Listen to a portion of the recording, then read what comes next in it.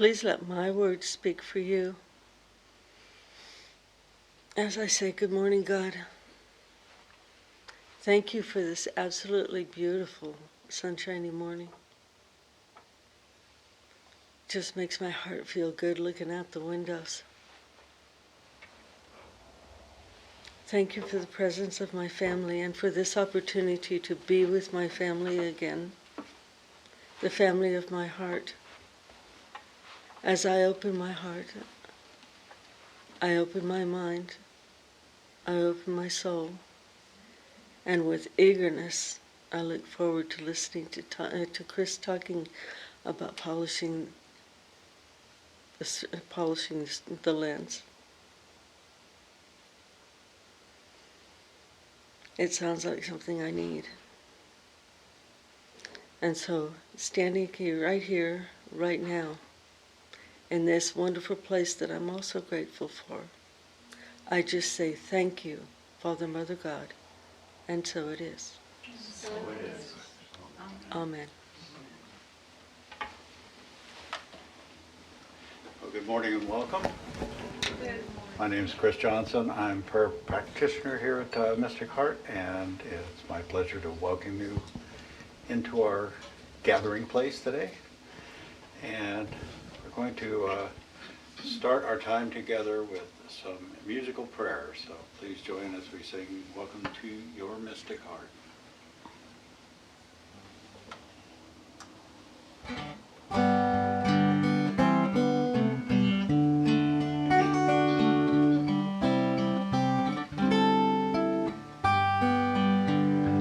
Welcome home to your mystic heart.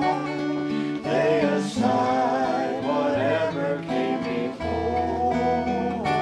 Let your own intuition start to guide you to heaven's door.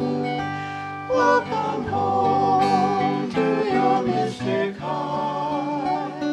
Lay aside whatever came before. Let your own intuition start to guide you to heaven's door. To guide you to heaven's door. To guide you to heaven's door.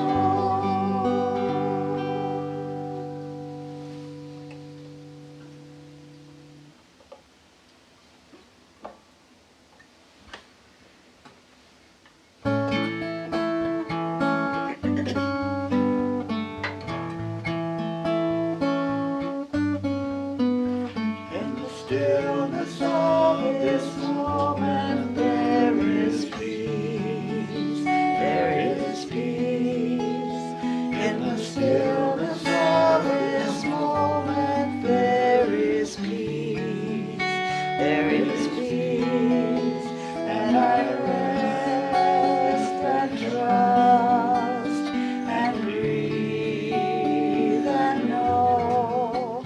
In the stillness of this moment, there is peace. In the stillness of this moment, there is love. There is love. In the stillness of this moment, there is love. There is love. And I rest and trust and breathe and know that in the stillness of this moment there is love. In the stillness of this moment I feel love. I feel love. In the stillness of this moment I feel love. I feel love. And I rest and trust and breathe and know that in the stillness of this moment I feel love. stillness of this moment, I am peace. I am peace. In the stillness of this moment, I am peace. I am peace. And I rest and trust and breathe and know that in the stillness of this moment I am peace. I am love. I am peace. I am love.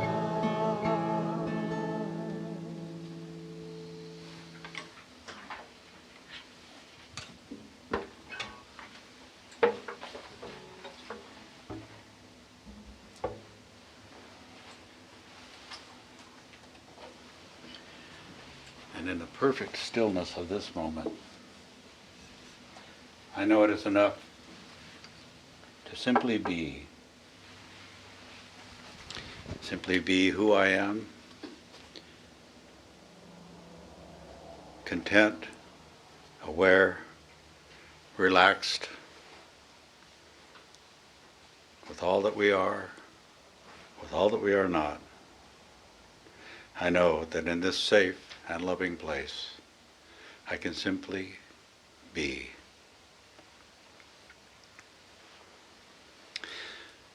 I bring my awareness now to my connection with all of life. I see with my inner eye a web of light encircling our beautiful planet and infusing everything on it with its light. I am, you are. Each one of us is a point of light in that web, a sparkling jewel of consciousness. Every human being, all creatures, great and small, every kind of plant in a creation, the rocks, the sand, the mountains, the water in every form that it takes. All that exists is an intricate and irreplaceable part of that one life. The sacred Mother Earth is spirit expressing, as is everything that exists on it and beyond our beautiful planet. We are one light, one life. There's no way we can ever be separated from life. There's no way we can ever be apart from spirit. Take a moment now to breathe in that deep, deep sense of connection.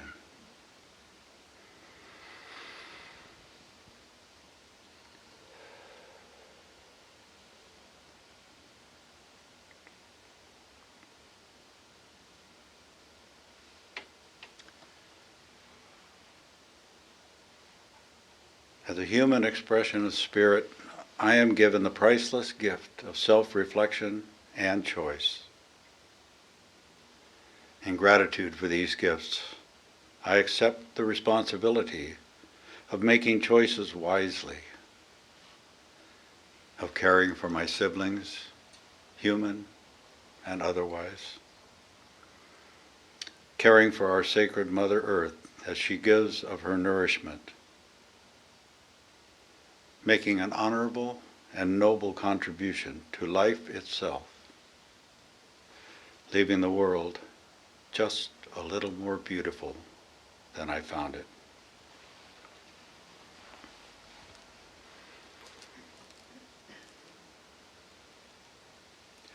I know that I am, by my every thought, intention, word, and action, aiding in the transformation that is happening in our world now.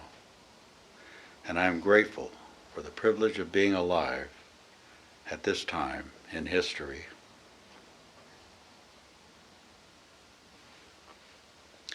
This month, we are reminded to be not afraid as we courageously walk this spiritual journey called life.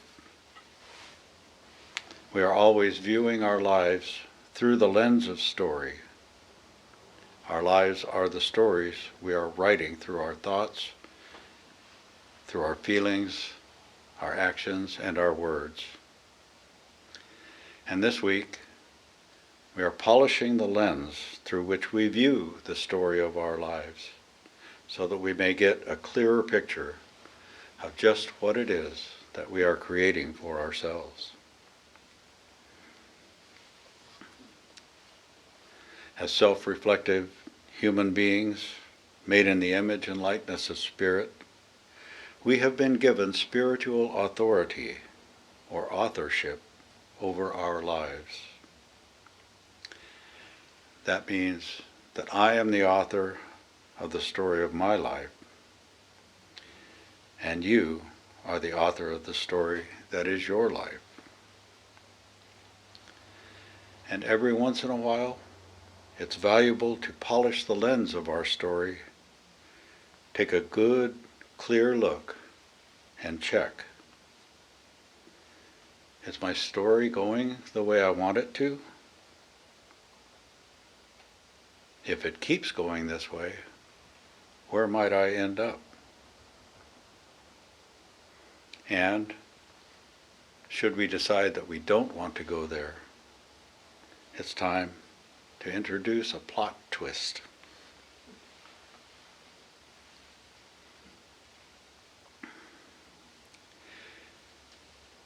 In order to change the story arc of our lives, we must cultivate a new vision, a different way of being.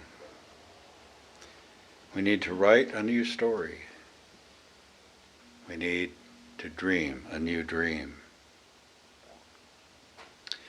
We must choose to respond to life in an innovative way, because if there is no inner change, there can be no outer change.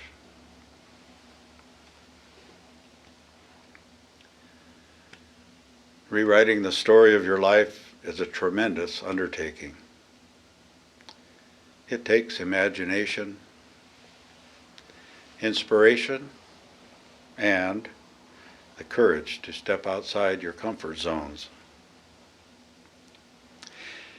It takes a willingness to be someone you've never been before, someone who you might not even recognize as yourself for a while. And here is where things can get just a little tricky. While moving into our new story, our subconscious, habitual thought patterns may bubble up to just below the surface and tempt us to fall back into our old ways of being.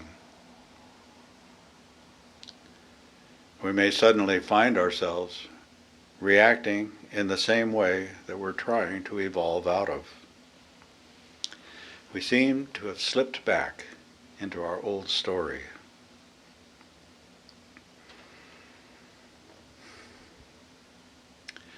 Spiritual evolution requires vigilance.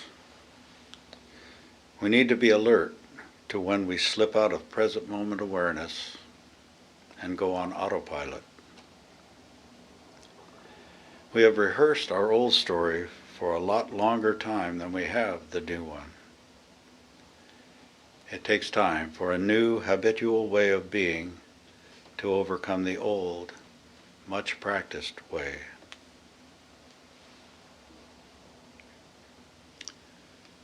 And when we find that our attention has lapsed, it's important to be gentle with ourselves.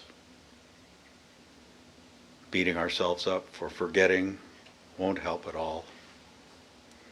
Just as in meditation, when our mind wanders, we gently bring it back to the moment. When our new story strays off our chosen plot line, we can gently ask ourselves, who am I being right now? Who do I want to be right now?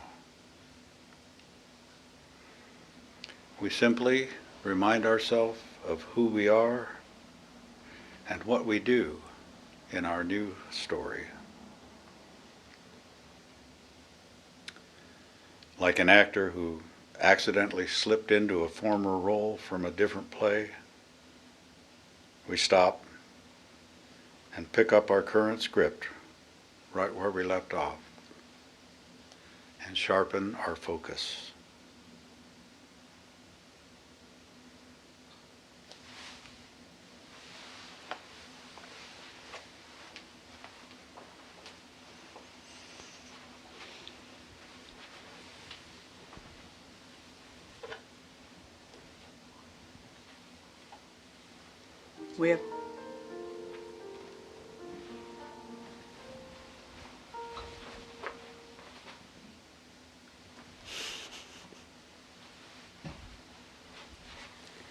We have heard it said that we do not create in a vacuum. In terms of what we are facing, we may not have chosen it. We may not have wanted it to look this way. There may have been other things at play. There may have been co-authors helping to write our story. What then?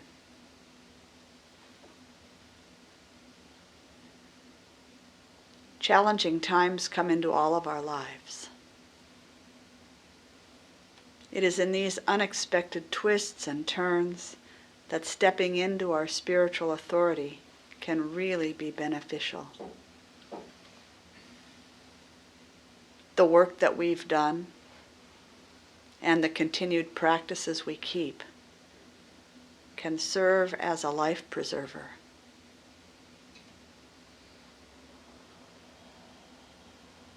In such cases, rather than asking, "Is my story going the way I want it to?"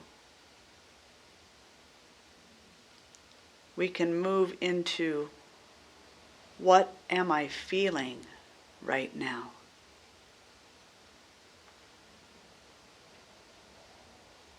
This gives us permission to feel fully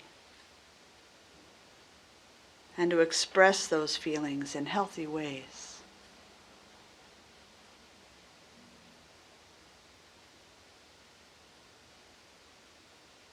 Eventually, this feeling diminishes, and we might be led to the question, who am I being in this moment? And then, who do I choose to be moving forward? Change can be challenging. Unwanted change, even more so. But it is not the change that creates suffering. It is the resistance to change. In our 3 minutes of shared silence today, I invite you to call to mind a change that has come into your life or into your world that was unbidden, maybe undesired. Notice the feelings that come as you bring it forward. And then spend some time holding the change in your heart, consciously relaxing any resistance you may be feeling, allowing the love that permeates all of life to make itself known, gradually expanding until it surrounds and infuses the change with grace.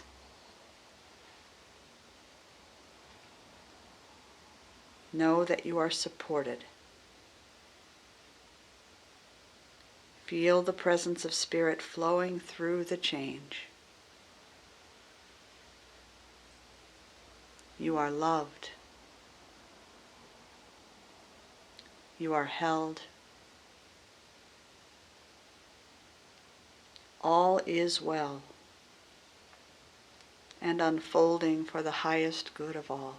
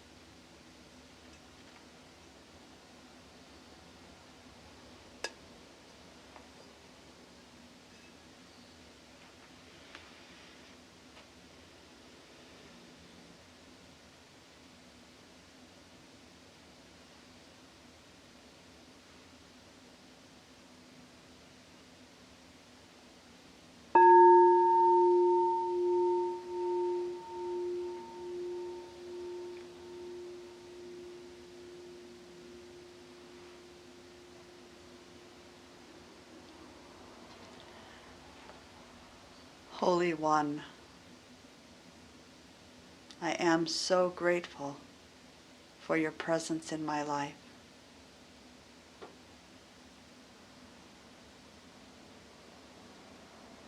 For the blessed reassurance that no matter what comes, I am held.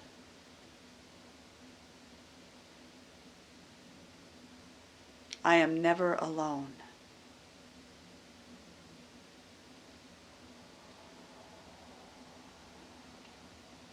I give thanks for your comfort, your inspiration, and guidance.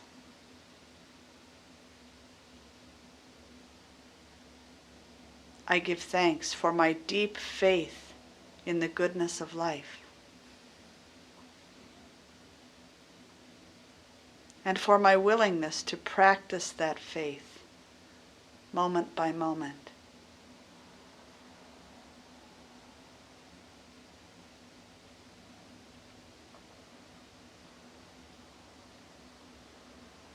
It is not always easy to view life from a God's eye perspective.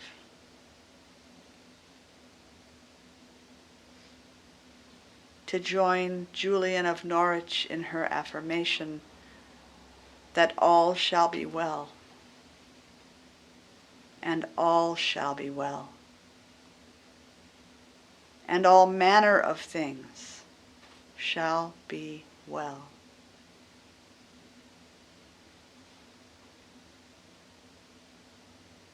This is, of course, the spiritual truth, that while appearances can challenge our faith, Spirit turns all things to good. Always.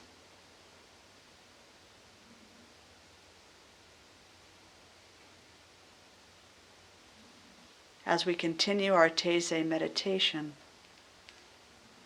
we hold open our hearts and minds, allowing inspiration to permeate our being.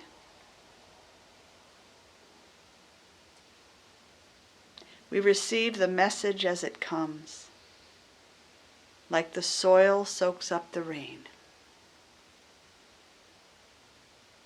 with faith that the good seeds we are planting are beginning to sprout even here and now into graceful change, into new ways of being. In this and every moment, we are transformed.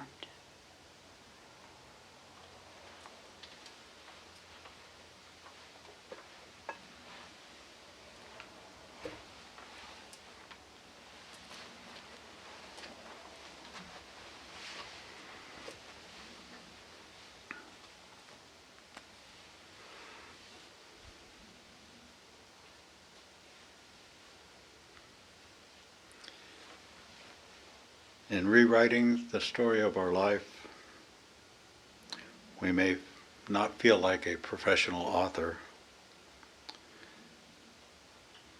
so we may want to consider seeking the expertise of an editor. Professional authors usually have the help of an editor to help them polish their story. They give them parts of their manuscript and ask for advice. Authors do this because they know that they are way too connected to their story, to their work, to be objective about it. The editor can point out inconsistencies in the plot, or perhaps intuitive leaps the author may have made that readers will not be able to follow. So, where do we find an editor to help us in creating a new story for our life? Mystic Heart's professional prayer practitioners are here to serve that very purpose.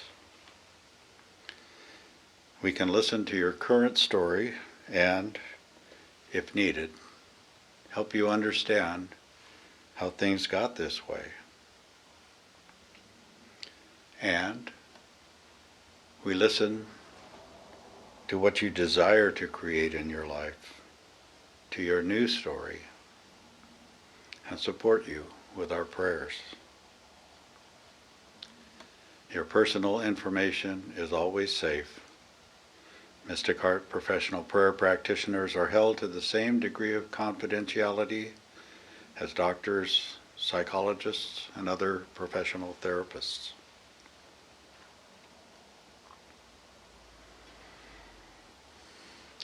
Sharing your new story is a very, very powerful creative act.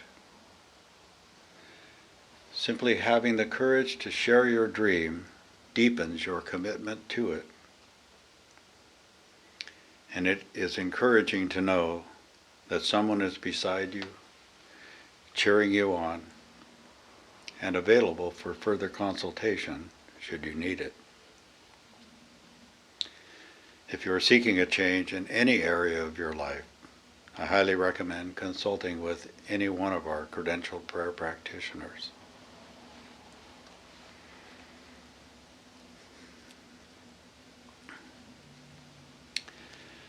Polishing the lens means seeing our life story exactly as it is now.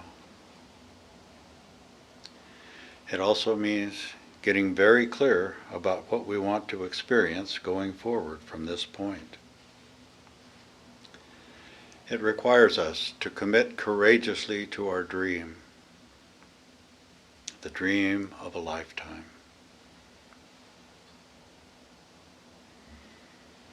As Rogers and Hammerstein put it, a dream that will need all the love you can give every day of your life for as long as you live.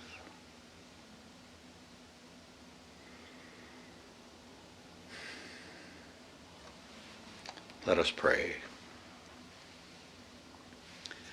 Thank you, Spirit, for the divine gift of spiritual authority, for the ability to affirm the life we desire, and for the knowledge that the infinite creative power of the universe is compelled to respond to our prayer. We face this transformation courageously in faith that as we lean into divine guidance, we have all the protection and all the support that we will ever need. We can truly be not afraid as we take the risks necessary for us to grow and evolve into the highest and best version of ourselves. We each set a firm intention for our life from this moment forward. We commit to that intention, and we reflect our commitment in our thoughts, words, and actions. Knowing that this prayer is already moving into form and experience, I give abundant thanks, recognizing everything that happens from this point forward as answered prayer. So I lay it down on the altar of Spirit and let it unfold as it will. Amen.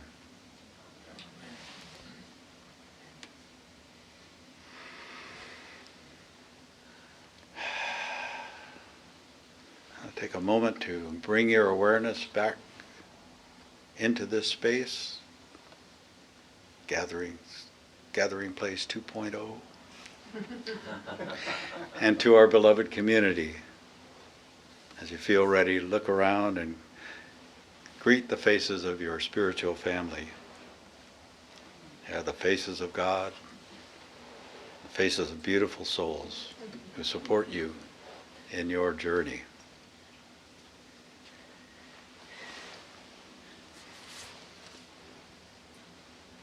Fine bunch of people, isn't it? All right. As we close our Taizé portion this morning, we offer the opportunity for you to share of your financial goods, should you choose to do so, in support of the work that we do here in the community and out in the world. If you're joining us online, you can find a donate button and a mailing address if you prefer to write those paper things out and put them in a paper envelope and run them through the post.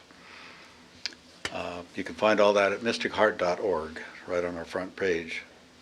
We are an independent, self-supporting organization, and your financial gifts are what makes it possible for us to do our work.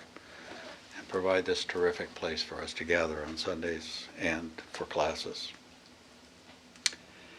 And as we honor the spiritual practice of circulation, please enjoy this music video from Dave and Claire Crosby.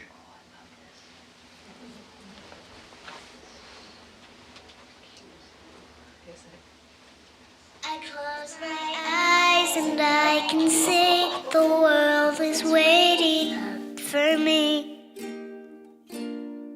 That I call my own.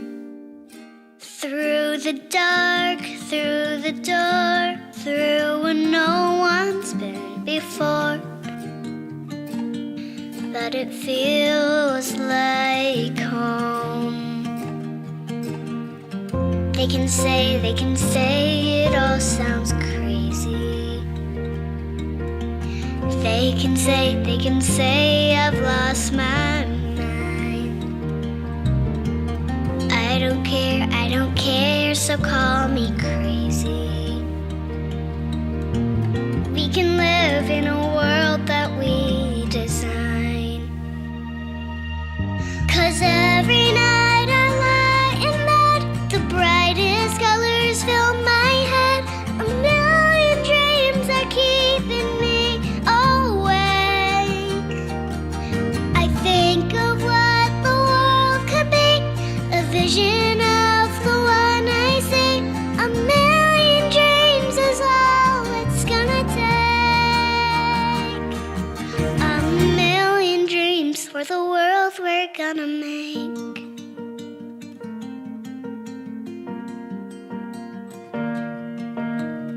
They can say it all sounds crazy. They can say we've lost our minds. I don't care if they call us crazy. Run away to a world that we design. 'Cause every night I lie in bed, the brightest colors fill my head. A million dreams are keeping me awake. I think of what the world could be, a vision of the one I see. A million dreams is all it's gonna take. A million dreams for the world we're gonna make. However big, however small, let me be part of it all. Share your dreams with me. You may be right, you may be wrong, but say that you'll bring me along to the world you see. To the world I close my eyes to see. I close my eyes to see. 'Cause every night I lie in bed, the brightest colors fill my head. A million dreams are keeping me A million dreams, a million dreams. I think of what the world could be, a vision of the one I see. A million dreams is all it's gonna take. A million dreams for the world we're gonna make.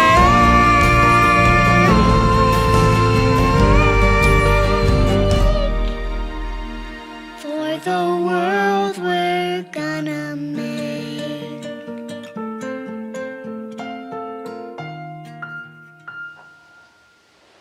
Yay.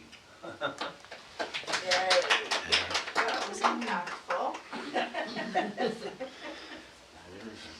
That one created a dream to live into, huh? So we give thanks for these gifts. We know they have their original source in spirit, and they have their relative source in your hearts. So we give thanks for your gifts, for your willingness to support your beloved community and the work that we do in our larger community. So we accept these gifts with a promise of good stewardship and a very, very grateful heart. And so it is. So it is. If you're not staying for the invitations at the end of the next part of our service at the end of the conversation, please take a look at the flyer that's on the window by the door. Reverend Diana is offering a prayerful art workshop on the 1st of February, so it won't be in your program yet, but all the information's there. You can ask her about it too. It should be a lot of fun and very creative. So, and with that, we invite you to join us with our Teze closing song. It's called Write a New Story, and it's a visioning process, vision board, visioning sort of a process on canvas. That's the workshop, not the closing song. Right.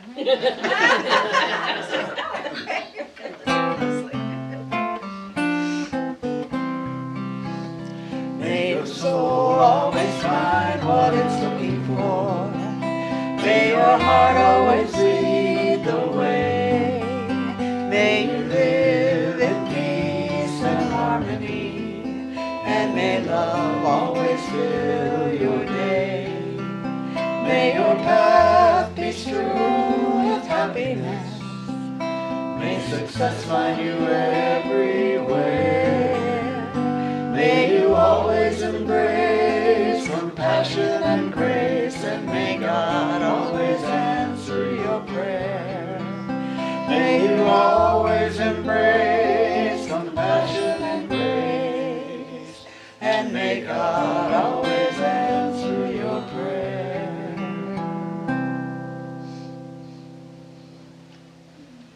Many blessings. We'll be back in about 20 minutes.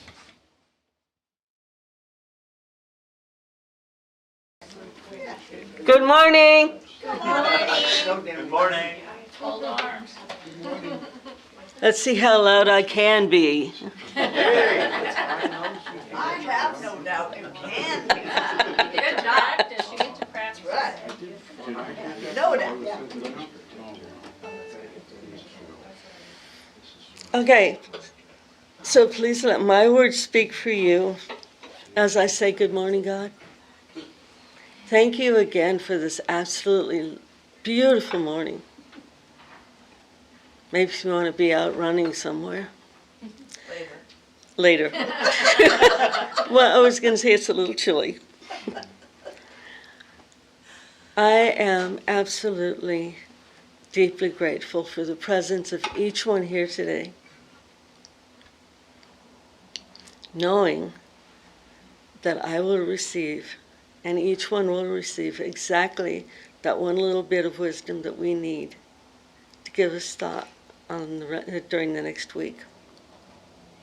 And so right here and right now, I open my heart, I open my mind, and I prepare for a lively conversation about polishing the lands. So with deep gratitude, I just say thank you, Father, Mother, God, and so it is. Amen. Thank you for that lovely prayer, Lucinda. And I'd like to say welcome or welcome back. I think everybody is welcome. Well, welcome. You weren't here, so welcome and welcome back. If you're joining us online and don't know this already, my name's Chris Johnson. I'm a prayer practitioner here at Mystic Heart, and we'd like to welcome you. We're an independent interfaith community that teaches universal principles and practical spirituality, and so hopefully something you hear today will lead you back into the wisdom and guidance of your own mystic heart. But first, let's warm our voices up for conscious conversation by singing a few songs. And maybe dancing around the room. Maybe.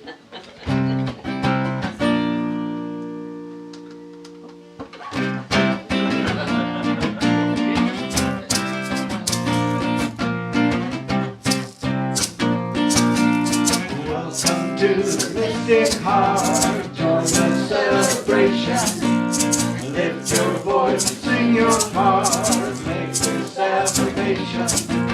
Spirit made us family with loving hearts to share. Together we are joyfully practicing the possible prayer. And everything's possible with prayer. To the mystic heart.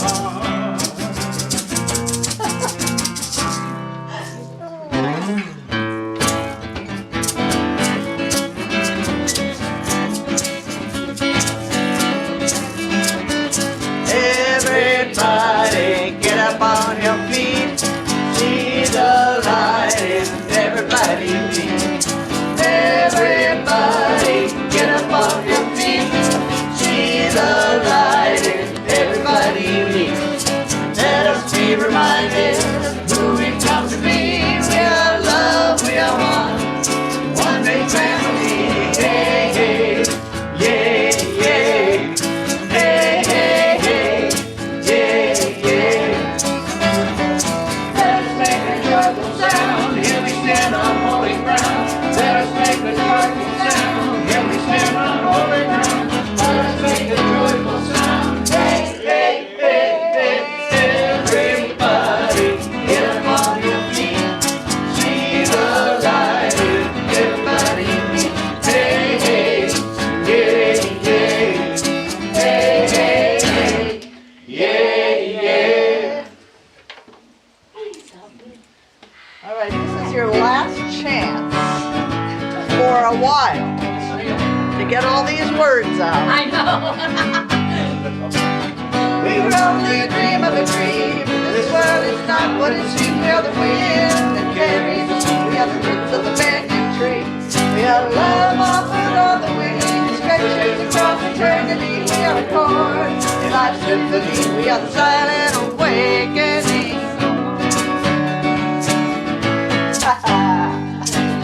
We're only a dream of a dream. This world is not what it seems. We are the wind that carries us. We are the roots of the banyan tree. We are love offered on the wings. Stretches across eternity. We are a chord in life's symphony. We are the silent awakening.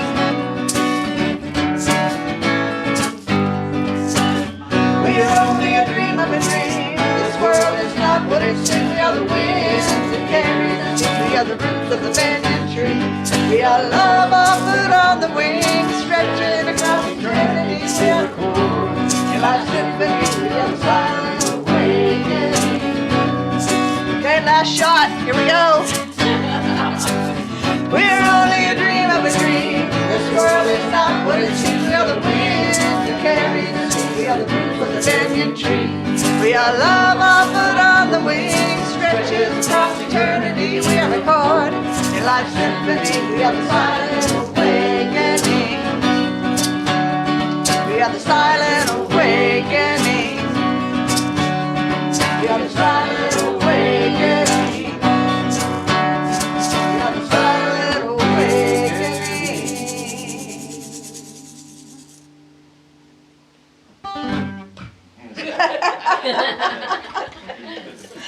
Oh, fun. It's only rock and roll, but I like it.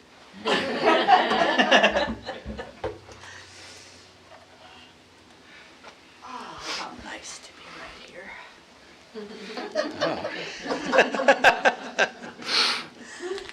Enjoy. I You've earned enjoy. it. Okay, but first, let's take a moment to consciously engage heart, mind, body, and spirit in the sacred practice of visioning a love-soaked world. So take a deep breath. Feel the presence of life moving through and let it go. One more deep breath. And release. So using your inner vision, see and feel with me now a world in which all human beings are living from their highest potential, their deepest wisdom, their most generous and loving nature, honoring and caring for one another, for all creatures, and for the beautiful planet we all live on.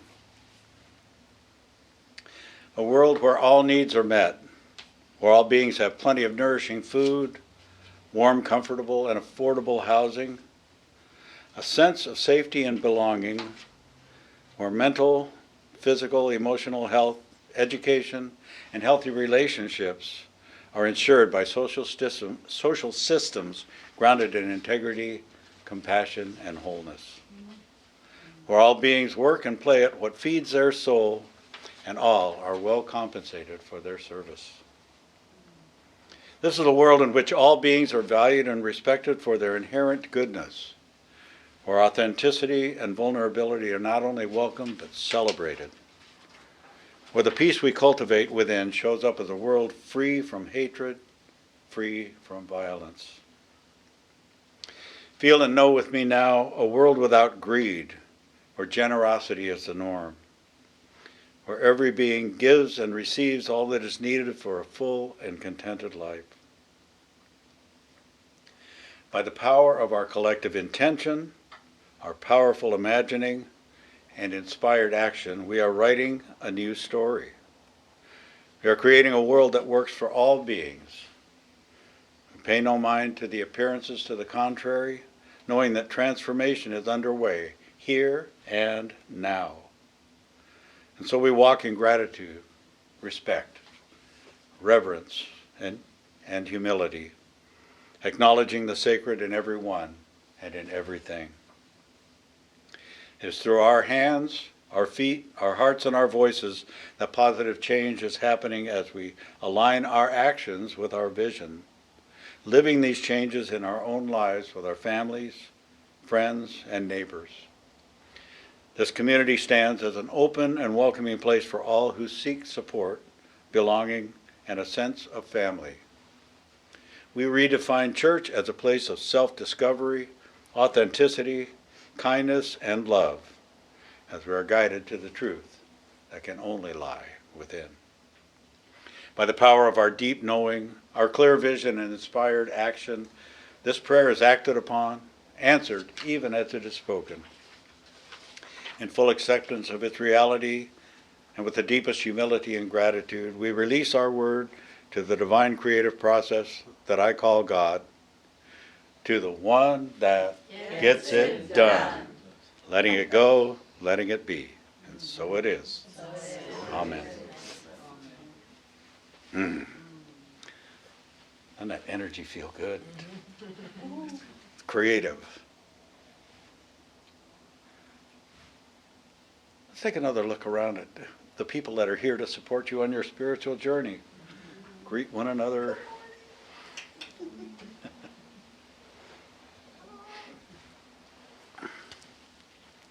No place I'd rather be on Sunday morning, I'll tell you.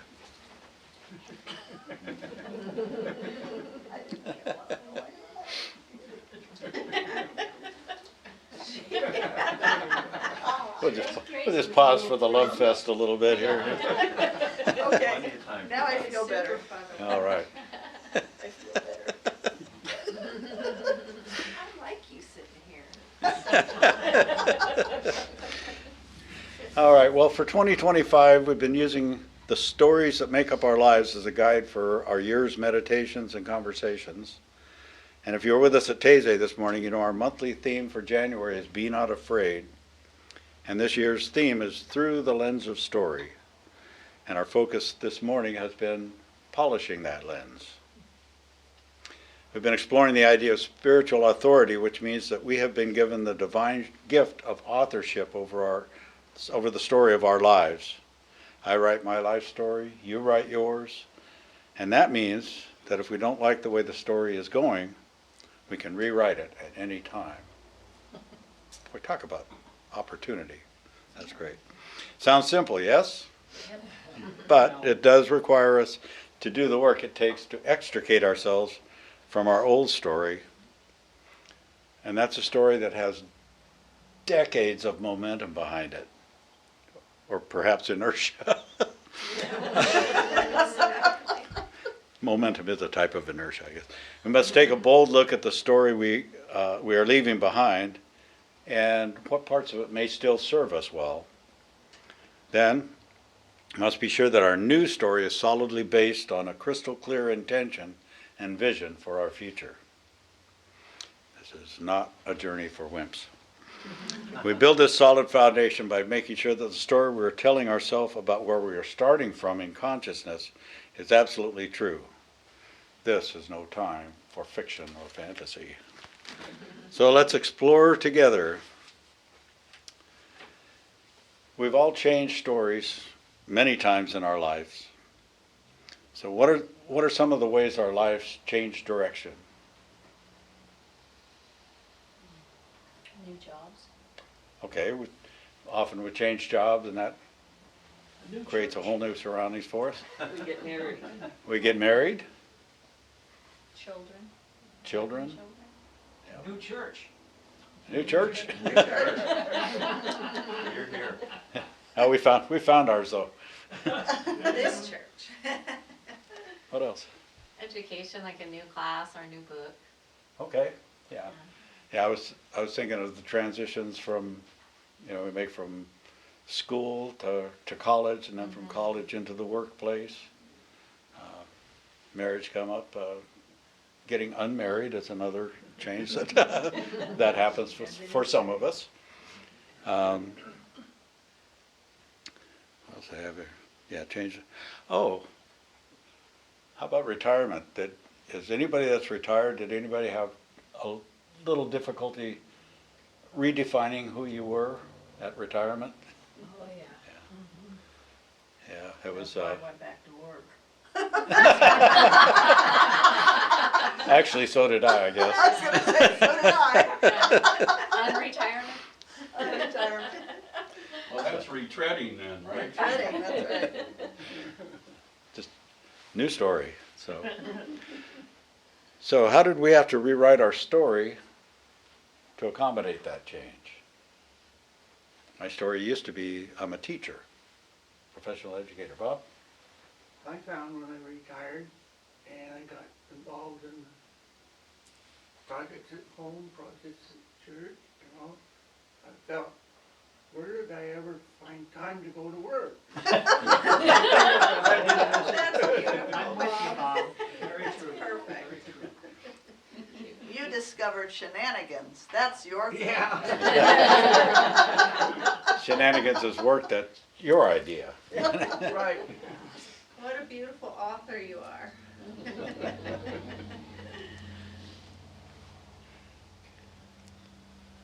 So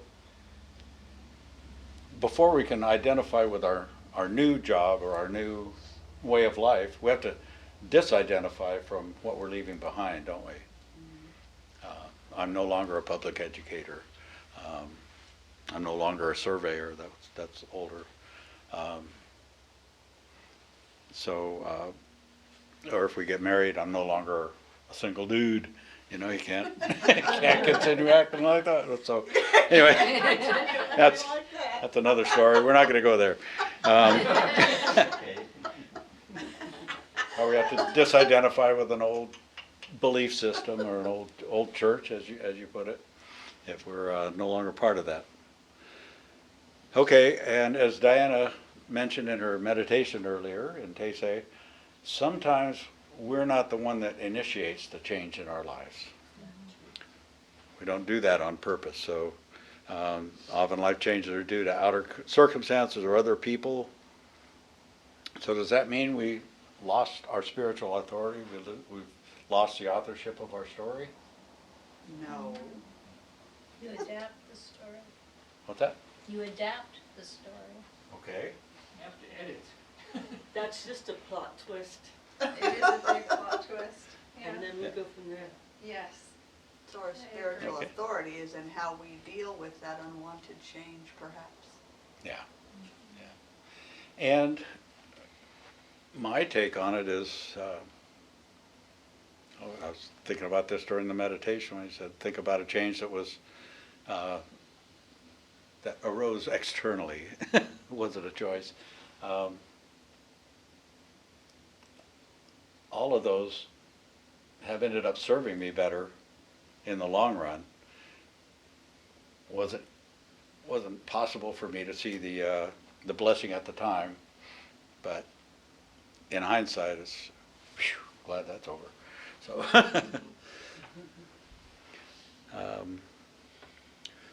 so what causes that change to be initiated from outside of us? How do you suppose that happens, Mark? A need for consolidation Consolidate. of what you know, of what Okay. served you in the past that may not serve you anymore. So you depart from that and you consolidate into a frame of reference that you can identify with now under these circumstances. I'm not the child I used to be. Okay, yeah, that's good, thank you. What else might cause circumstances to essentially force us to change, force us into a new story? A need for us to evolve and grow, but we've possibly been, ignoring it or resisting it or hiding our head in the sand. Yeah, yeah. So I tend to think of this in terms of the soul's journey. Mm-hmm. There's the divine soul within us is wanting to move forward, and the human part of us is dragging our feet, and so eventually the universe gives us a little drop kick. Exactly. Does that mean we didn't write that story? Or were we just not conscious of what we were writing? Yeah, we didn't. So, how might we regain conscious authorship if we've been going along with unconscious authorship and get the nudge from the universe? Well, when God comes at me with his 2x6, generally means I've been ignoring the nudges, and that's the time when it's time to sit down and take the time to think through what's happening, what happened, and where am I going to go forward. So it's a time for contemplation, not reaction, Yeah, and not just jump into things and keep running. I don't want to keep making the same mistakes. yeah. Is that our first, the first thing that comes to mind when that happens? So, if Yeah. maybe it's just me, but it usually takes me a little while to, to get back to that point. So go ahead. I just want to tag on to what Lucinda was saying about, it's probably not the first time, that there's a repetition happening. Yeah. And sometimes it's hard to see because it's not even the same person, probably not even the same circumstance sometimes. Yeah. But there's the same quality, the same feeling in me that Yeah. keeps getting repeated. And if I can see that, then I can empower myself. That's a very good point. There's I had 2 practice marriages before my current wedded bliss, and what you're saying is spot on, because there were 2 different people and the outer conditions were much different, but the stuff that I had to face was the same in both. There was a little bit of progression, but not enough to make it work. So Then you married a practitioner I married a who practitioner, wanted to become a minister. and now I don't get away with squat.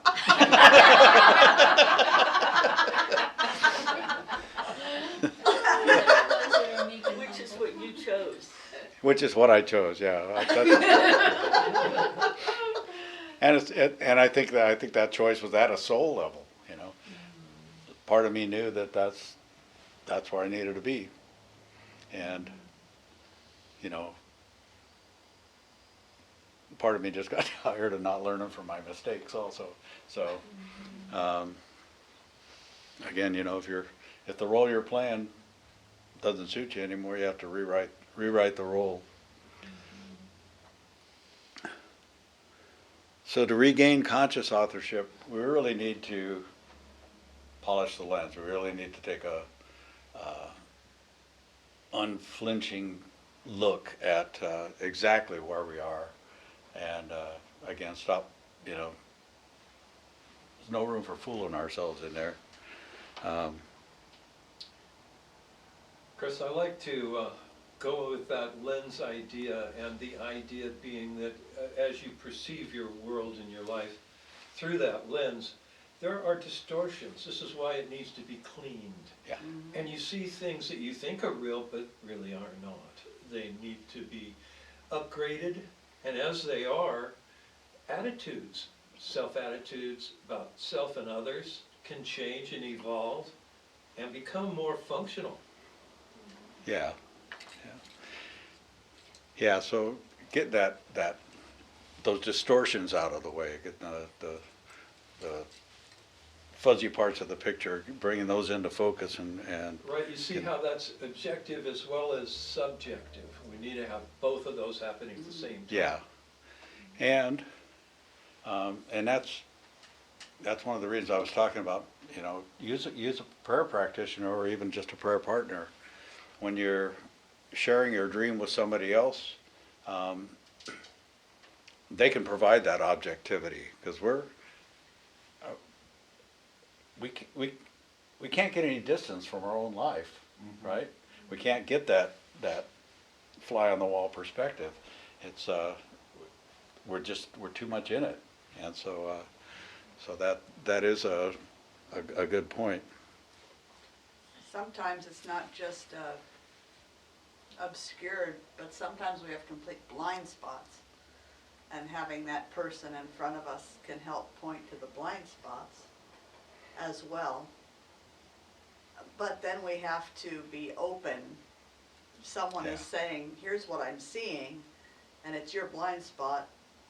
You may not be in agreement initially with what is being presented to you. It's hard to hear. It's hard to sometimes. hear, yeah. And usually for me, it's because I don't want to hear it. I don't want to hear it, Right. right. I was also thinking about the rough edges and the distortions. A lot of times that comes from assumptions made about somebody else. I had that experience yesterday watching how assumptions were being dismantled, and that led to more clarity and openness. So assumptions get in our way. Yeah. They're that's Don Miguel says, make no assumptions. That's one of the top four. So, although I do like Mindy Odlin, is that her name? The Unity minister said, well, we always make assumptions anyway, so why don't we just assume the best of people, I assume this guy that cut me off in traffic had a good reason for wanting to be in such a hurry, so. Often, we're not that charitable with our assumptions. Or ourselves. So another thing we can do is after we've polished the lens and taken the distortions out of the mix, just find one thing to do that can kind of inch us back toward the plot line we're trying to live into. Then we tend to want to try and get there all at once, but it's a one step at a time journey. So what kind of specific steps might we take? We've fallen out of our story and back into our old plot line, and we realize it, or somebody points it out to us. What specific steps can we take to move back into alignment with where we want to be? Mark? Well, for me, I had to learn how to love myself. That sounds so stark, but it's not been easy. I was taught very, very early that essentially my father was my enemy, and being a little kid, that's a difficult thing to get beyond. How do you understand that somebody that's supposed to love you considers you an obstruction to their lives in some ways? And so I was brought up through decades to be real kind of down on myself, as if there was something wrong with me. But lately, I've learned that's not the case. I can change my attitude, and I have, and it's by letting that little bit of love into my life, and then turning the mirror on myself and say, you know, that's okay. You're all right. You don't need to suffer as if it's you're being punished. Yeah. We, self-love gets a bad rap in society because it sounds egotistical. But if it's, and it can be, you know, it does show up that way in some people. Nobody here, of course, but you know people. But, you know, that's our default, you know, don't get so full of yourself. Don't be, it sounds egotistical, but it's not. A healthy self-love is the beginning of healthy relationships with anybody else. Lucinda? Well, I was going to say we can choose to go down a different street. Yeah. So instead of doing the same old things, do something else. Yeah. Amanda? And I've been realizing in recent years that I feel like a healthy self-love is one of the first things we should be taught, and really often are, but not always completely. Really, it's. I feel like that should be kind of like our baseline. So, I mean, I've found that I have to work on my own self-love as well. Anybody else in that boat? Anybody else? Or I should say the other way around is there anybody to whom loving yourself just comes naturally? How many hands go up now? So, yeah, so there are cases where there wasn't a lot of parental love, but even in cases where they are, I don't know of anybody that loves themselves unconditionally all the time, because I don't know if there is another pandemic in society, it's that we need more self-love. Well, it's not even that maybe our parents didn't try to instill that. It might be there's societal norms and pressures that tell us we're not lovable. Advertising, a lot of things that tell us, you know, that you're not lovable because you didn't use this deodorant, or you don't have this body shape, or you don't use this toothpaste, or you can go on and on. So those are the things that we have to guard against. Yeah. Not the toothpaste. Well, you use the toothpaste, you just don't have to think you're not lovable. On an advertising fast. And one of the ways I started to get the idea that I am lovable is I needed other eyes to look at me as if they were coming from a loving place. And I couldn't find that in my life very much. I started coming here to this church and it began to change, but it still wasn't enough until I got some pets in my life that decided I was okay. And I read into their treatment of me that, yes, I'm lovable. And that's how I learned how to feel worthy. Years ago I had a refrigerator magnet that says, God give me the strength to be the man my dog thinks I am. I literally just had this conversation with Gary on the way over here this morning. I wish everybody loved me like my dog loves me. Who's Sorry, Gary? We didn't mean to just interrupt. jump up on you. No, I read something that struck me where it was postulated that, you know, imagine yourself truly, madly, completely in love and totally accepting of a person that's in your life, you know, just and then put yourself in that person, as that person, that magic person, loving completely and unreservedly, and it was really planted a seed, a germ in my mind, as it were. The idea of loving myself like that hadn't really occurred to me. I thought, I'd love to be in love, madly, truly, completely, and then for that to feel that way about myself and care that much about myself seems kind of a revelation. Yeah, and to treat yourself that way. Yes. Like you would have. As well as, yeah, as well as I would treat someone else in love. That's beautiful, thank you. What if self-love could be determined as self-validation, where you don't look to the outside to validate who you are? Yeah, absolutely. Yes. Can we get it at all from out there? Not I mean, occasionally, I mean, I get a lot of validation from my partner, but out there in the world, sometimes, but you can't count on it, can you? But when you look to the outside, you're asking somebody to give you something. Right. So Yeah. you're not actually giving. You're Yeah. only looking to receive. But if you can turn that, your self-love as your own internal validation of self, who you are, and get comfortable in your skin with that. It's only, you're the only one that's gonna get comfortable in your own skin with who you really are. Yeah. Dave? I think that's the idea of the mirror, isn't it? That you're not looking for validation on the outside.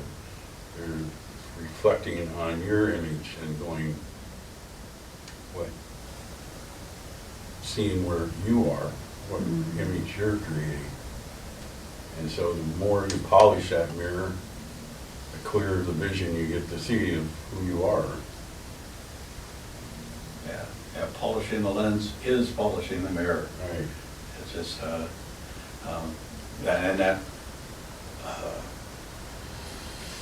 that parallel came up several times when I was preparing this Sunday's talk. So, yeah, it's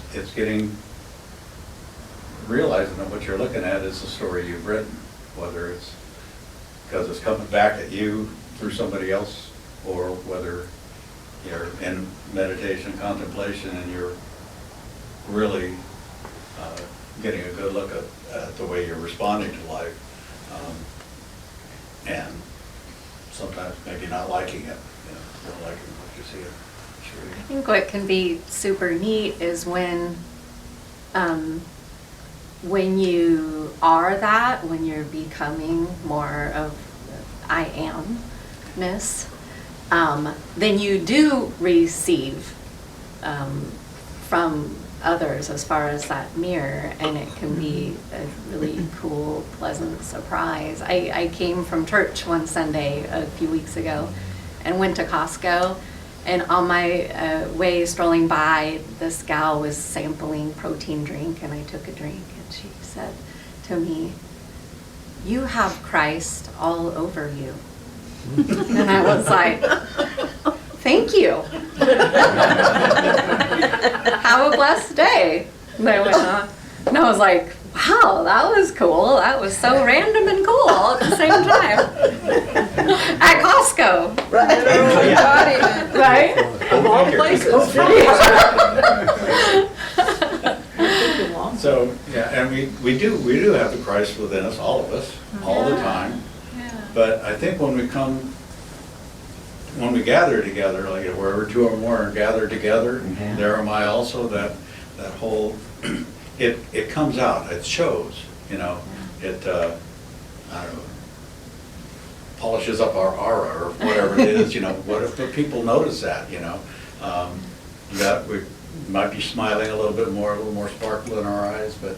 Our light is shining. Yeah. Yay. So It's bright. not under the Your light bushel. was shining so bright. I love it. So that's your homework this afternoon, is wherever you go, shine your light. See if you can find that validation. Well, I was just thinking that as we go on this journey and we're finding our love within ourselves and opening more to that God self, we are giving a gift to the people around us. Yeah. Because we are allowing them to change. Whereas if we don't change, we don't allow them to. But if we do, one day we open our eyes and we go, I didn't know Cherie was that beautiful. But I've given her the chance, I've given her the gift of being able to be herself in my eyes. Yeah, that's like part of that Marianne Williamson quote, when you let your light shine and live full out, you give the people around you permission to do the same thing. Art. I have a silly story, but it was so poignant because last Sunday we talked here and the mirror concept came up. And I've always been at odds with mirrors because I'm just so self-critical. And it so happened, and I swear this is true, I woke up that Sunday a week ago, had my eye was red and I couldn't understand why. But I put some drops in and tried to persevere, which I did. And it was good 12 hours later, I finally gave up with the drops and looked in the mirror. I found a little black bit of grit in my eye. And once I took that out, everything was fine. So that was a lesson for me to change my attitude about looking in a mirror. It really served me well. That's a beautiful lesson. I like that. Just remove that grit and everything will be fine. I was at a Be class willing one to look time. 2 and, thumbs yeah, up. Yeah. One of the homework assignments was to stand in front of a full-length mirror and look at yourself for something like, ungodly, like 20 minutes or something like that. And and some therapists go even farther with that and say you have to do it in the nude. Yeah. But even just standing there looking at yourself for 20 minutes, that was hard. All the junk that, stories I tell myself about me, and it all comes up. So if you're feeling brave, do the mirror meditation. It's good, but It's hard. it's hard, yeah. It's hard to get past all the judgments and all the not enoughness and all the flaws and imperfections, because those are what we see first, aren't they? Yeah, so having the spiritual language to tell yourself, hey, I don't need to do that anymore. I'm going to choose this other way. I'm going to choose the positive. I'm so lucky to be alive, for example. And that shifts the energy so that then I can walk down the street and I don't have to worry about being, what others are thinking of me. I'm no longer self-critical. I'm sort of self-affirming. And that's a big difference. Yeah, we're giving other people respect and they're automatically responding in kind. Amanda? I like the practice of sending yourself love, but also looking at the parts that you may not like, and especially sending those parts love. Whether it's physical or maybe like, I don't know, social or emotional parts of yourself. And then it's funny because then that does reflect back out as you go out. Or I feel like when I go out, I find that I can love others or parts of people that I'm like, that kind of like rubs me the wrong way. But then usually it's a reflection of myself. So if I can send myself love, then I can love that aspect in that other person. Yeah, that's important. There's a song that we sing by J.D. Martin, yeah. And the line is, and now the part of me I didn't want to face is the very thing that gives me grace. Yeah. And it's also important to remember that, like David was saying, the universe is a mirror. Those people that we see out there that we admire, and that they're mirroring qualities that we have within us as well. Because if we didn't have those within us, we wouldn't be able to recognize that. We often use that, the idea of projection to beat ourselves up. That moron cut me off on the freeway, and so. Well, projection says that you're not always a thoughtful driver too. So we use it, but it's important to remember that too. You could not recognize the beauty of the sunset unless that beauty lived within you. You could not realize the majesty of the redwood forest unless that majesty lived within you as well. Yeah, it seems like it goes with Gandhi quote, of be the change you wish to see. Until you do it, you can't expect it to be reflected back to you. Yeah. And that's probably the most powerful thing you can do to live into your new story is just step into it. Yeah. Make that Do it. physical commitment. On the way here this morning, I can be a little zippy when I drive, and this person happened to be zippier. They were like behind me and then over here, and then they kind of cut me off to make the right hand turn. And I was like, that'd be really funny if we're both going to Mystic Heart and hurrying to meditate. Like, that would be really funny. And then they were like going the same way the whole time, and they turned off just barely before. And I looked and I'm like, I think that might be a church. And I was like laughing at how funny, like both of us are being, like really. Both and, rushing to church. Yeah, to be mellow and, you know, and loving. Be cool. Yeah, and to be, cutting someone off so that you can be loving at church. Like, I was just laughing at how funny that was. Funny. Well, we talk sometimes about the experiences that we have, and we look into those experiences for the lesson in it. So for the person who cut me off, I did walk into church one time going, I just want to say thank you to the person who gave me the chance to check my brakes. Working good here, working good. All right, let's see. So when we're writing the story of our life, there is one limitation. Where does our spiritual authority end when we're writing the story of our life? We're not used to thinking in terms of limitations for spirit. Over the other person's choice. Over the other person's choice to be who they are. Yeah, that's true. Yeah, not infringing on others. My spiritual authority Oh, stops no. at the end of my nose. Same thing. I can't write your role, the role you were going to play in my life. Dave? Not my will, but thy will. Yeah, anybody want to unpack that? What is, that, we get in the whole will of God thing, that's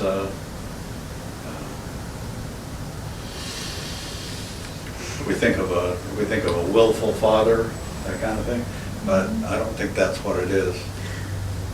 There's a teacher named Christian Larson that said that the only appropriate use of our human will is to align ourselves with the good of the whole. The will of God being the good of the whole. Okay, so not just what's best for me, but Spiritually what's best for me speaking, yes. is It what's cannot best for be me. otherwise, yeah. If I'm getting anything at your expense, then it's not balanced. I'm not holding up my end of the bargain. It's kind of like a shift in the in your gears as you're moving forward to consider, we're all obsessed with ourselves, and then we consider, the will of God. Oh, that gives me an alternative, and I can begin thinking about that, and suddenly I remember God is inside me, so why not give expression to that? Yeah. It's a change in attitude, again, in the motivation, in the movement of my soul through life. Yeah. And you can't remain out of balance for very long. Again, the 2x4, I don't know, 2x6 now. Yeah, 2x6, You wow. upgraded your weaponry. That 2x6 will catch up with you sooner or later. Sometimes what we think is best for us turns out not to be what is best for us. Yeah. And so when it doesn't work out the way we would like, sometimes it's because that wasn't what was best to begin with. Yeah. And we need to humble up and Right. realize that sooner rather than later. Come out of denial. Sometimes if we wear our feelings on our sleeve and go out the door, maybe with you're thinking of negative things and don't have a very good persona or smile on your face or something, it infringes on other people's day too. If you, even if they're a stranger walking down the sidewalk, they, what's wrong with that guy? Bad Buddhist. But many years ago, before Lucy did, I was walking around the house and had a lot on my mind. Might have been what was in the house, but I was headed to, I always worked in machine shops, but some jobs were not very good, and I might have been thinking, oh, I look forward to this thing. And I walked out of the house toward my car, and a black Labrador, and he saw the expression on my face and started barking at me. Oh, wow, and I changed my expression, and it's okay, boy. Good dog. You know, the dog was telling me, hey, don't go out that way. Oh my God, that's great. It's funny. The converse of that, though, is we see the converse of that very easily when you go into a store or just walking down the street and you smile at somebody. The difference that makes in there, it's, I don't know, it's magical. It's just so. Yeah, so if a smile can make other people lift it up, then wanna make sure we're not making the dog bark on our way out. It's an early warning system. I wanted to go off what Diana was saying, that yes, sometimes God knows that's not good for you, but also we need to remember that God is omniscient and God knows things we don't know. And sometimes things don't go the way we want them to go because God has something better in store. And so it was a hard-learned lesson, but when things don't go the way I want them to go, I have put blood, sweat, and tears into this. I did everything, and you're telling me no? I deserve this. But what I'm leaving out then is that God sometimes has a whole other thing that's beautiful that you need to experience that you don't know about. Yeah. And that has happened for me. I didn't get into a master's program, but I did get a job and I met some awesome people. And then I got, so just remember, God might have something up his sleeve. If you have trouble with the G word, you could just replace that with the infinite intelligence of the universe. All conspiring together for the good of all. Sometimes the no isn't just because it's going to be something better for us, but because we weren't quite ready to have that yet. And it eventually comes to us, but it just takes a little bit longer to come to us. And that reminds me of the story of Jacob and Rachel and Lai. Lai got treated for Rachel, and it's Rachel that he wanted, and he worked 7 years for Rachel and he got Lai, and so he had to work another 7 years, and then he got the Rachel he wanted.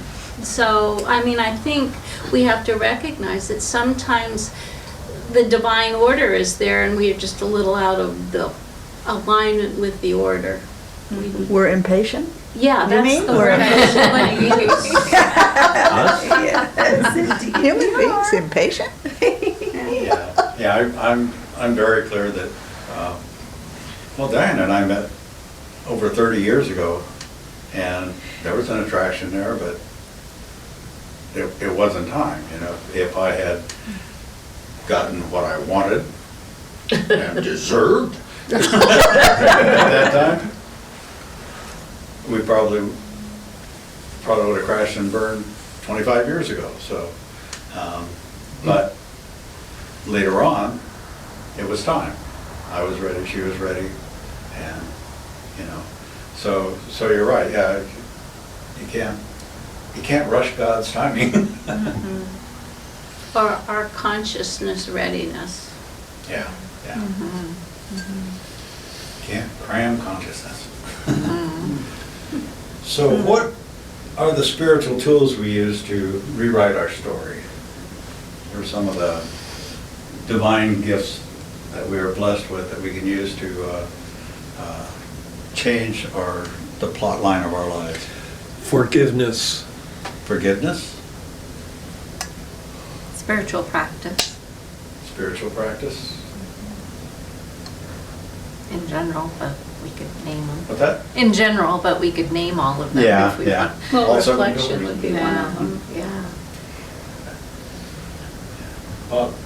Take a class or two. Okay, yeah. Take a class or take two. a class. Indeed, indeed. Indeed. Yes. Let's all do that. Empathy and compassion, yes.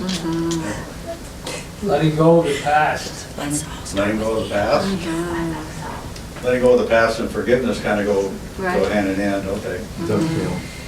I like what Mark said. I thought it was very impactful, using spiritual language so that we're always instilling that within ourselves. And then also it's reflecting back out into the world, really just being that language, using that language so that we embody what that means, what that message of that spiritual language is.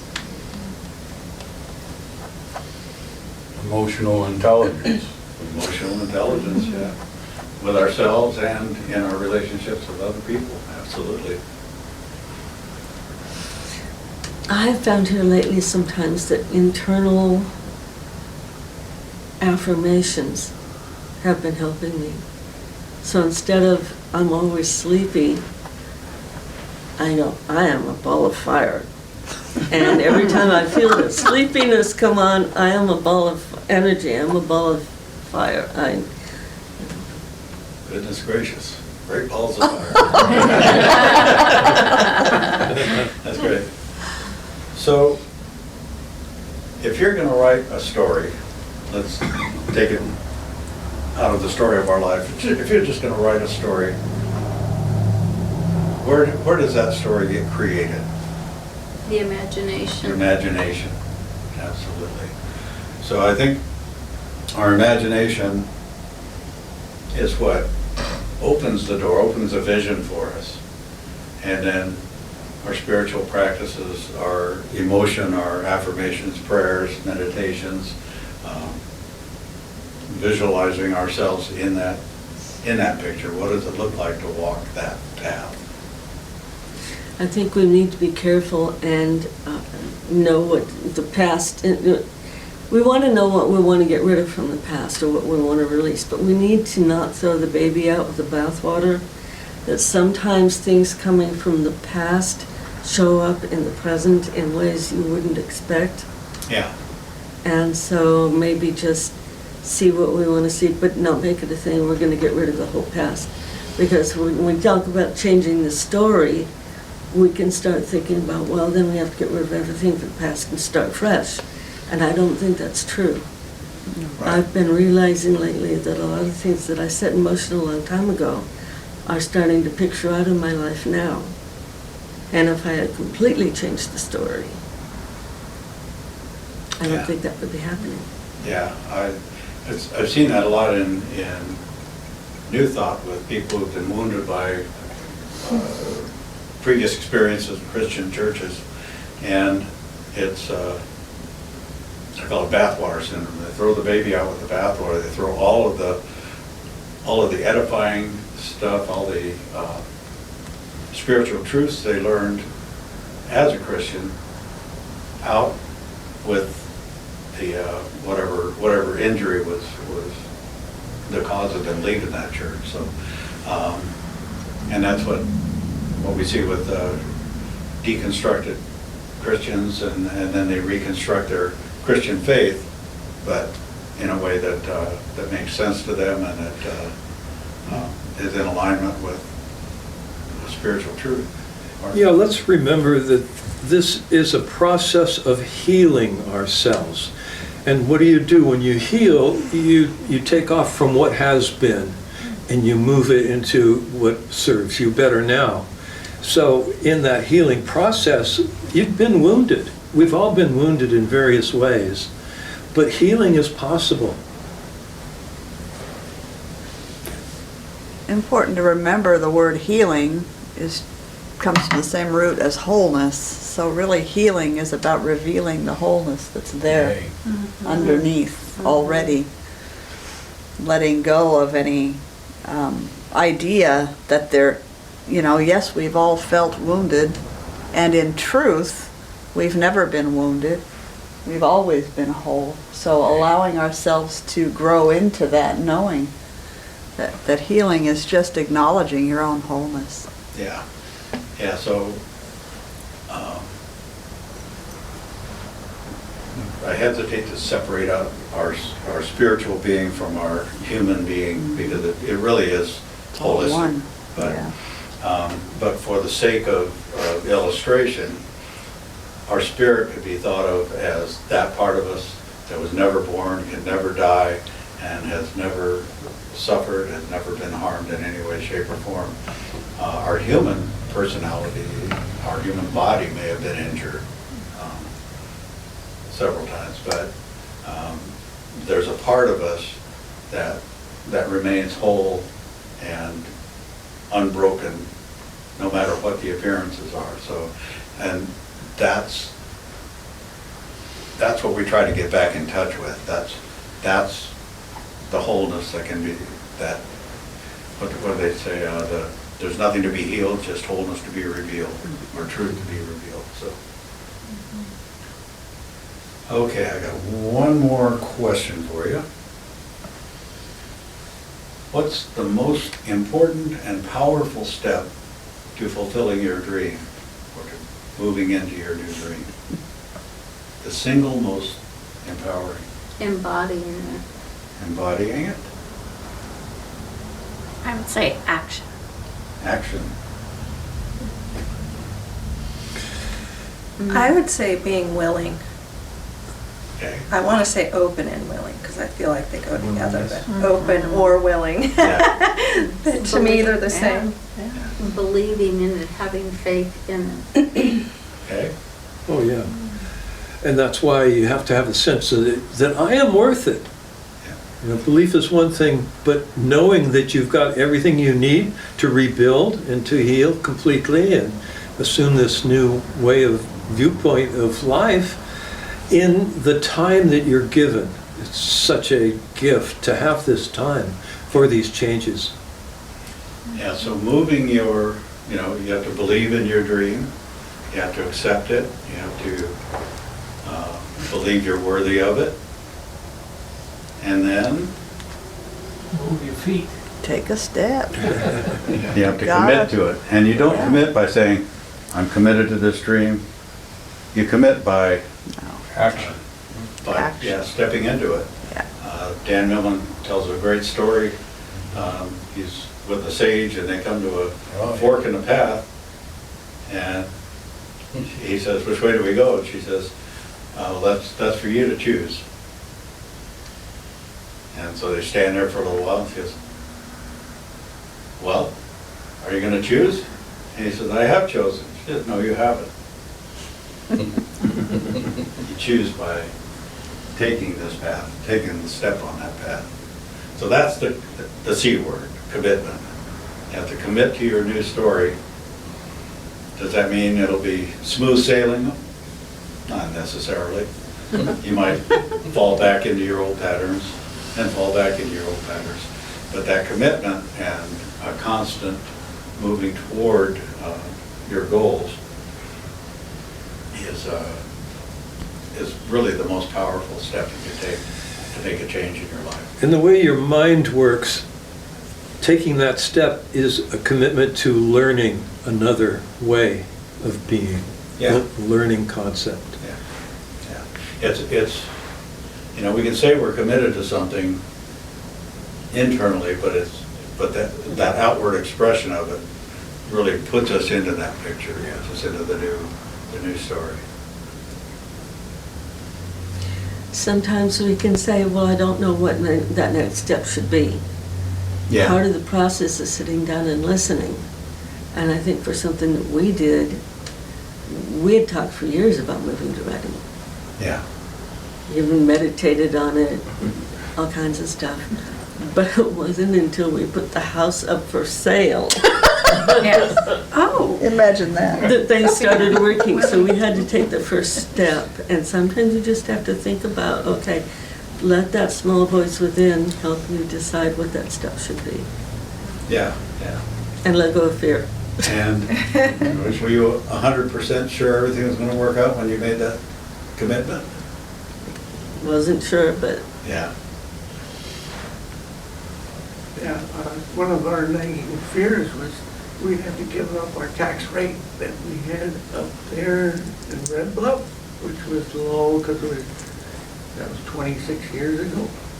And I think, oh, well, if we move to Reading, we'll have to pay higher taxes.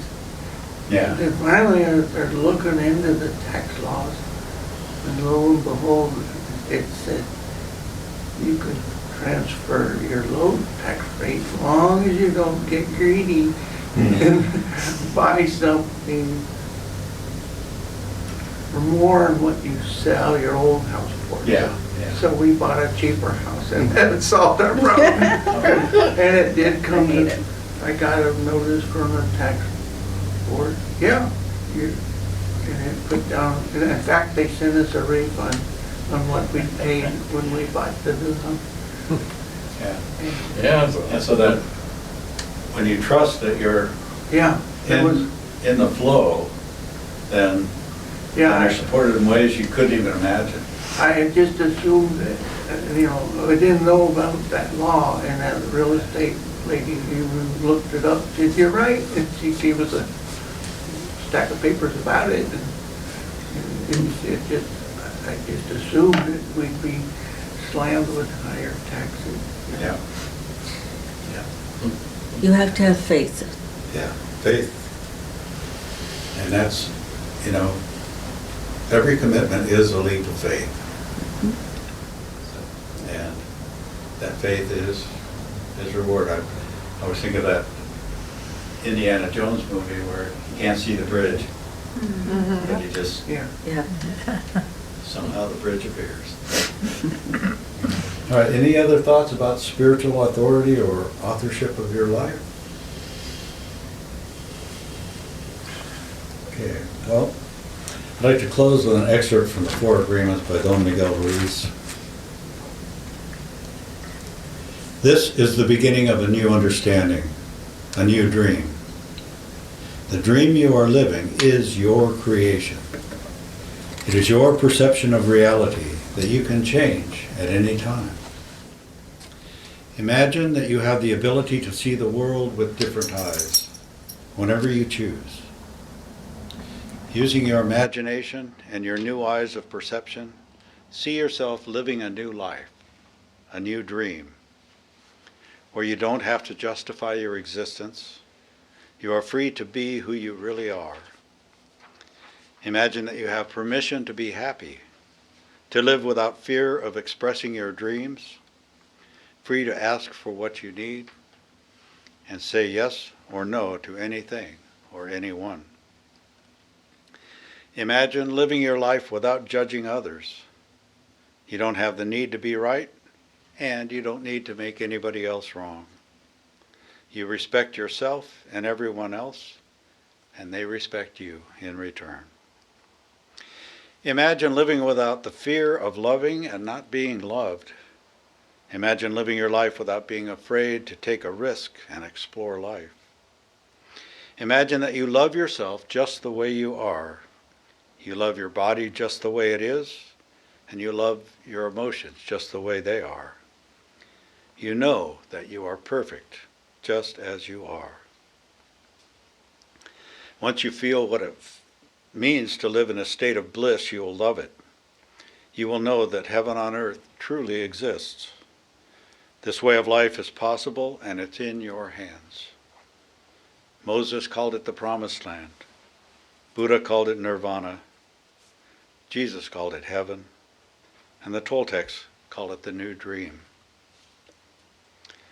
We cannot escape from the destiny of being human, but we have a choice: to suffer our destiny or to enjoy our destiny, to live in hell or to live in heaven. My choice is to live in heaven. What's yours? Join me in prayer. Creator of the universe, great mystery, giver of life, love, and inspiration, we ask now that you enter into our hearts and minds and help us remain aware of our perceptions. Help us to remember who and whose we are, and grant us courage to keep moving in the direction of our dream. Help us to accept ourselves without judgment and to love others unconditionally and without expectations. Gently remind us when we forget that other people are part of us, part of you, and guide us back into awareness of our unity with our Divine Mother Earth and all of her children. Let our hearts remain open so that we may notice your glory shining forth through all of your creation. And guide our hearts and hands as we work to reveal heaven right here on earth, as the love-soaked world we so often affirm. Thank you, Great Mystery, for all the blessings and gifts of this day, and for all the gifts and blessings yet to come. May we always live in gratitude, love, joy, and peace. Aho.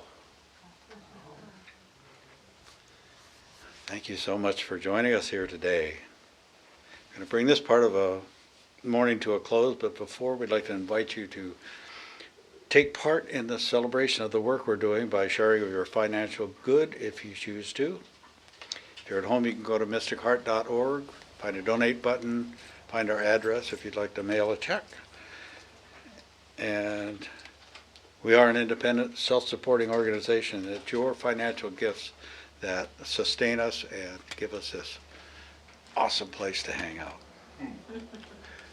So, as we engage in the sacred practice of circulation, let's take a little trip to the ranch and see what Jason's up to. Yes. The ranch.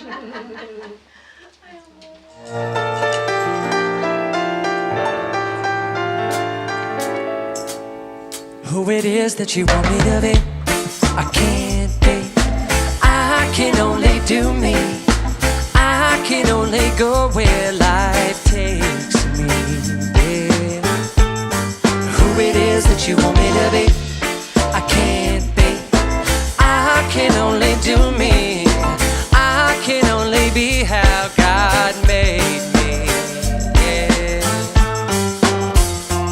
There's only one of me, incredibly, uniquely designed. I keep my focus up ahead and leave my worries behind. I know that any goal I wanna reach starts in my mind. I know I'm dope cause I'm smoking my kind. I like to take my own path, never following the masses. I do my thing, taking risks, taking chances. I see no boundaries, no impasses to living my realized dream, keeping music fresh.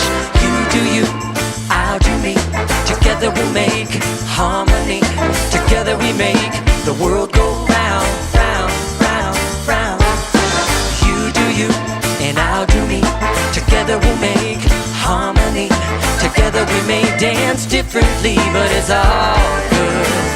I'm easily inspired by the people surrounding me, but still I take pride in my individuality. I might be different from the people in my family, but the truth is their roots keep grounding me. There ain't no mystery to my mastery. I just let myself act naturally. Whatever I dream may not be easy to achieve, cause I still believe in equality. So you do you, and I'll do me. Together we make harmony. Together we make the world go round, round, round, round. You do you, I'll do me. Together we'll make harmony. Together we may dance differently, but it's all good. I love the way you do you, no defense. Got your own style and you got your own season. Got your own style, you got your own reason. 24/7 living rock your own uniqueness. Yeah, you got me on my knees, you're my sweetness. You doing you is the ultimate realness. This me you think we got, let's keep this. Loving you is much deeper than a reflex. Reflex, reflex, reflex, reflex. Yo, wait a minute, let me rap it for the girls. We never gonna quit it till we truly rule the world. Popular vote says we should rule the world, so we're gonna march until our voices get heard. Who it is that you want me to be, I can't be. All it is that I'm asking to be is just free to make my choices and raise my voice. So tell me where my sisters at, make some noise and sing it with us. You do you, and I'll do me. Together we'll make harmony. Together we make the world go round, round, round. Yo, there's only one of me that ever will be. Never lonely by myself, so I keep doing me. Never phony, I'm not tripping on how things should be. I just go with the flow, can't breathe. Who it is that you want me to be, I can't be. Who it is that you're hoping to see, that ain't me. We're just inquisitive kids on a mystic fringe, on a mission to deliver us a happier reality. So you do you, I'll do me. Together we'll make harmony. Together we make the world go round, round, round, round. You do you, I'll do me. Together we make harmony. Together we make love and we'll make it loud, loud, loud. You do you, oh, I'll do me. Together we'll make harmony. Together we make the world go round, round, round, round. You do you, I'll do me. Together we'll make harmony. Together we may dance differently, but it's all good.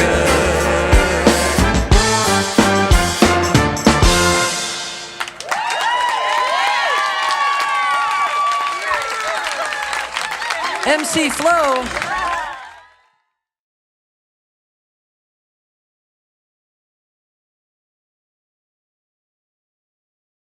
Thank you for each one here who helps us to continue on our journey as Mystic Heart. Thank you for each one who supports us in GP2. Thank you for the gifts that allow us to continue to go out into the community as who we are and to help. Thank you for my life and for the life of each one here and for the loving God that I see in each face.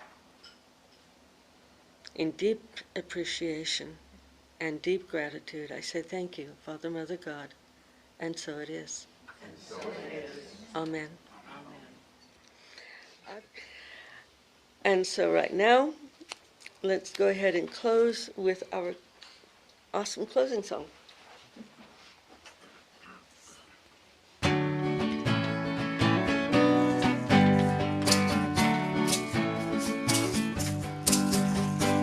All together, hand in hand, we see the light.